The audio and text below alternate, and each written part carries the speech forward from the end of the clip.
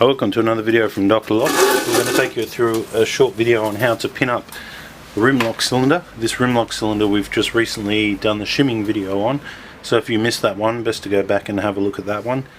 At the moment we've got at the center of the cylinder, which is called the plug, in our hands, and it already has some pins in there, so we're just going to tip them out. The idea of this video is to match it to this key here. We have this key here and we're going to match this cylinder to this key, and we're going to get it working back in the lock again. First thing we have to do is work out what pins we need. These are the block pins here. They're all color coded. Most of the time when you have original pins they're not color coded, but for many locksmiths we like to use color coded pins. This is the baby version. We have another pinning kit which has over 300-400 pins in it and springs and things like that. Just for an idea, I might do a video on that one next. So this is our key here, so we slide the key in, and what we do is we match up the pins to the shape of the key. Different keys have different pins, so which means that if your lock cylinder is built with different pins, the old keys are no longer going to work. Once we insert these new parts into the actual cylinder, it's physically impossible for any old keys to work. Only the new key which we establish will work. If you like to try recoding your locks yourself, good luck, but it is preferable that you call a locksmith and you get it done correctly.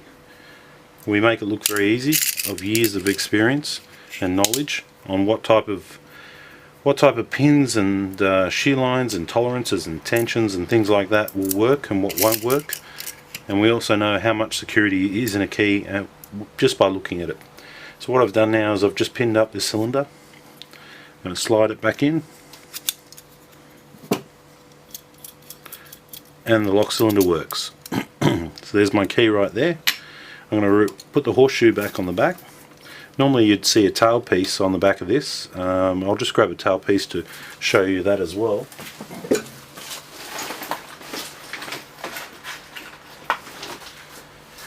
This is an example of a tail piece. This is what goes on the back of this to activate the lock which is situated on the back of the door. That's what they call it, a rim lock. Squeezing it down. So I've attached it, I've squeezed it. So when I put my key in now from the front of the lock, I'd be activating the drive on the back of the lock, which is here. These are often cut to size, so often you might get a lock with a longer one or a shorter one depending on the door thickness. This has to go through the door to the back of the lock and activate the lock.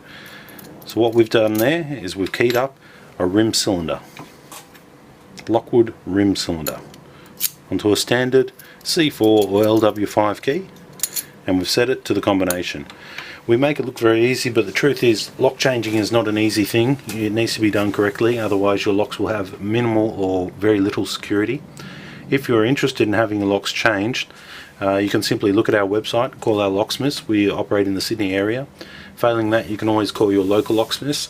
It's always worthwhile having a good locksmith do the job. Although we make it look easy, there's plenty of other things about keys and locks that's very hard to understand unless you've studied it.